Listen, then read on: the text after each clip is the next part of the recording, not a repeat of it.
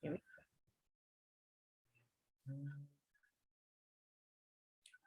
Yeah. Yes, you're live. Yeah. Yes, awesome. Thank you. Your laugh makes me laugh. I can't. Dear Jeyaprakash, when I read your name, it makes me want to sing. Jeya, Jeya, Jeya, Jeya, Jeya. That's a song that comes up in my mind every time I see your name. Thank you for joining me in India. Right? So you are 4.5 hours ahead of me. So practically you are from the future, right? for me, you're from the future.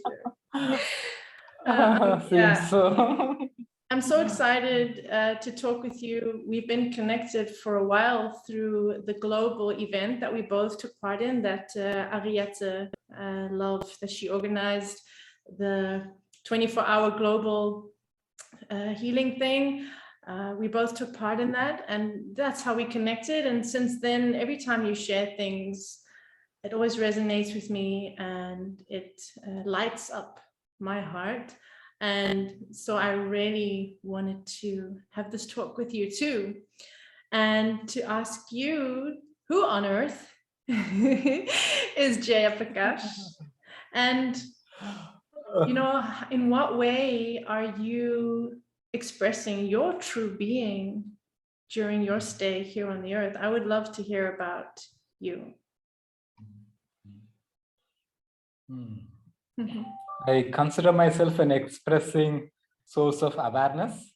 So 2.5 years ago, a major shift happened in which I had a lot of out-of-body journeys. When did the shift happen? Each time I would go out 2.5 years ago, 3 years ago. Yes. So, each time I would go out of the body, I would experience different dimensional reality. I would experience myself as a different higher dimensional being. And then I experienced something beyond all the manifested realities, which is pure source awareness. And from that time on, after I came back after that experience, I realized like all my layers had been transformed, the physical, mental, emotional, everything had got transformed. And then I started to stay in as a pure awareness. And then there was a death of the previous personality.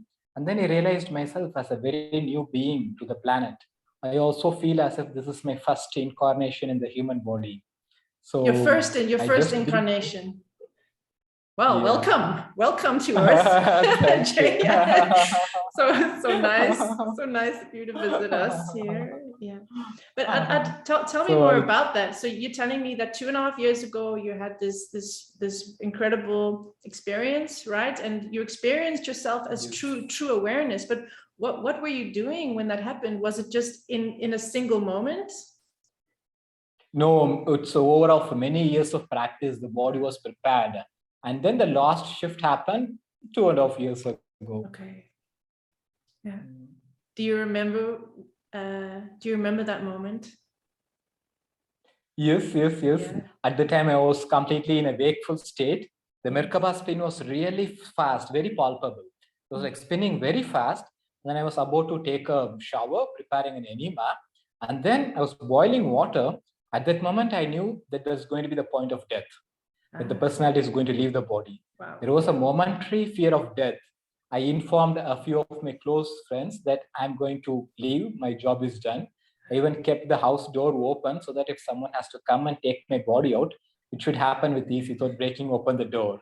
And then that moment when it came, when the personality left, when I came in completely, I realized that I have to be in the body. So I was running around the house, skipping, trying to ground myself, be here completely.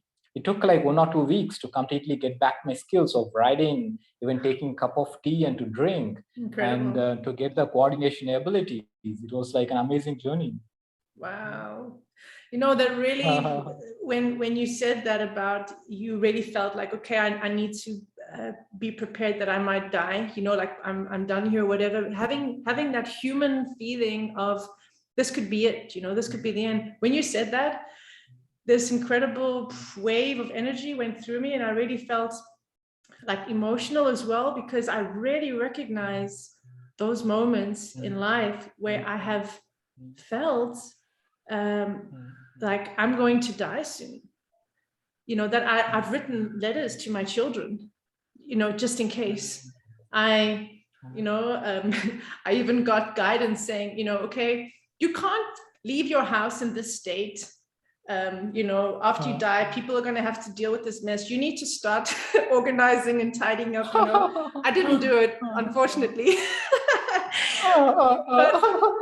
but I really recognize those moments where I feel like I'm going to die. And funny enough, in another interview the other day, I was talking about this with someone, that some part of us does die. You said, you called it just now, the personality, right? Personality, the false self, the self-created self, or whatever it is.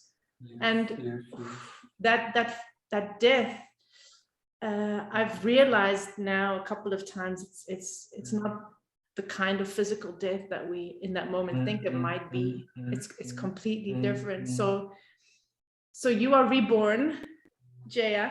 Yes. The new yes. a new being. For a week or two, the body's cells were literally dying. I could feel that everything is disintegrating, dying inside, and then new cells were getting formed. So when the personality shift happens, or when we integrate a higher aspect of ourselves, a whole lot of things go in the body. Shifts, transforms. It's like amazing. That sounds incredible. Oh my goodness, you say it, and at the same time in my vision, it's like I can see, you know, what you're talking about. So you're saying that literally, you know, there's parts of your body, your cells that are dying, and new parts of yourself, new strands, new DNA, you know, whatever. Yes. Because the physical body is being built by the soul blueprint of the astral or the immediate subtle form. When there's a lot of transformation happening in that field, the physical body has literally changed and adapt. There is no other way out. Yeah, it's true. Yeah. So, you know, we can die and be reborn while still in this physical form and without having to physically leave the earth. Yeah, I understand that. Yes. So since this experience, Jeya, what is the driving force, you know, behind the things that you do? What are you doing with this new energy right now? I just want people to feel the connection to their heart and to the earth and to all the beings around it, to feel and interact with this feeling nature, with this beingness, not just with their mental makeup. And soon after the shift, accidentally I found that I am having the ability to impact people if I even touch them.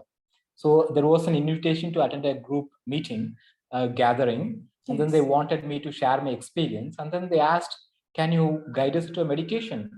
I just went around the table, I touched the top of their head, and everyone was in a deep state of spiritual experience. And then I got thrilled, okay, I can take people into their own selves, own deeper experience. And so I started specializing in the way I can offer. Now I'm offering a specific way of activating their light body through transmissions of sound and vibration. So they have a deeper experience in consciousness. And also help people prepare their physical body through proper fasting. So the spirit or the consciousness can express more freely through the body. So the sound and vibration, do you use your voice? Yes. Yeah. Would you like to do a demonstration? Sure. It is going to be for the heart. So.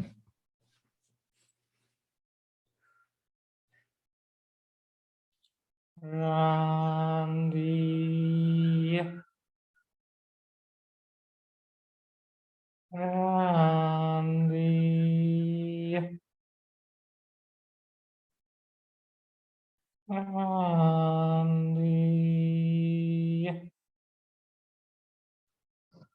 And now feel the throat region. Try.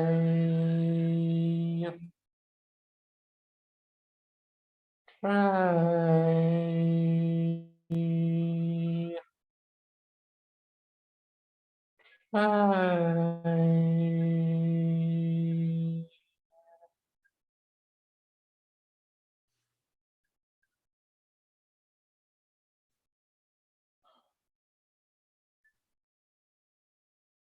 does that feel?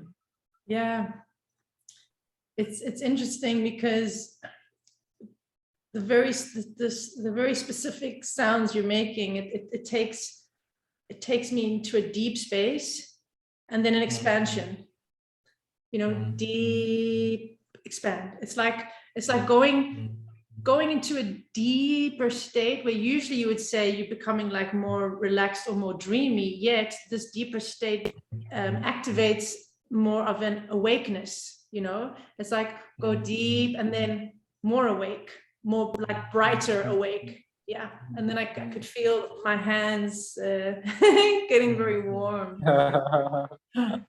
Thank you for that. Yeah.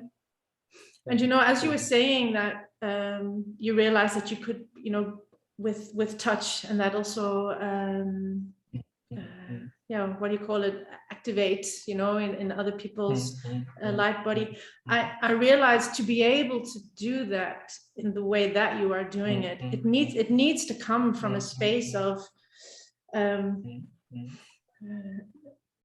not wanting to do anything, if that makes sense.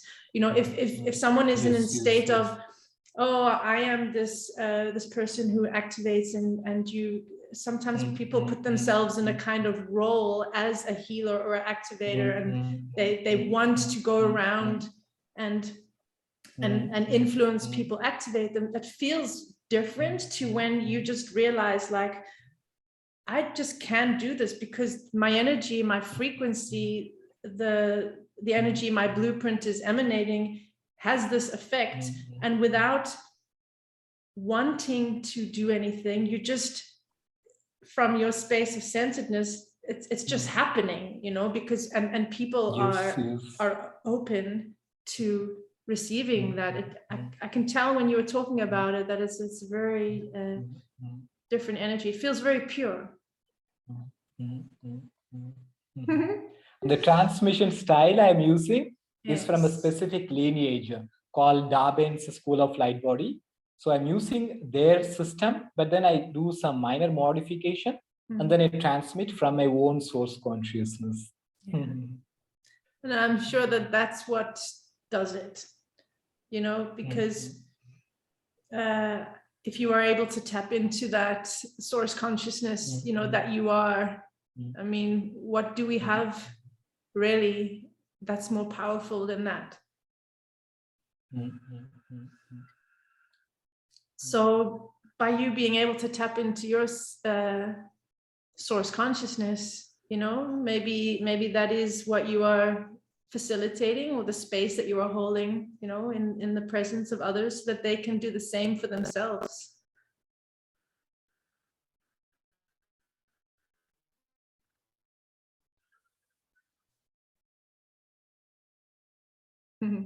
I lost you for a second. There you go. I lost you for a few seconds. Yeah.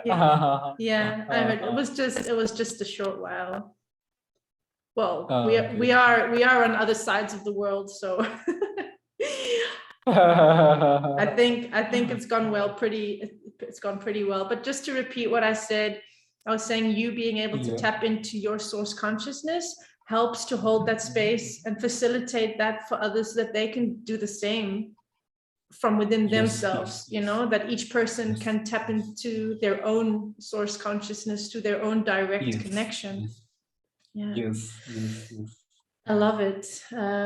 Thank you so much for sharing yourself and your heart. And Jeyaprakash, if you would have a message from your heart to the world, what might that be? There is a complete difference between functioning from the thought, mental pattern, and feeling everything from the heart, feeling the deeper connection that you have to your body, to your own self, and to the surrounding. It's a huge difference. So if you are in the heart space, hold that at all times for the good of all. If you feel you are not there, do your level best to go there. It's the greatest contribution that we can do for the humanity and the Mother Earth. Thank you.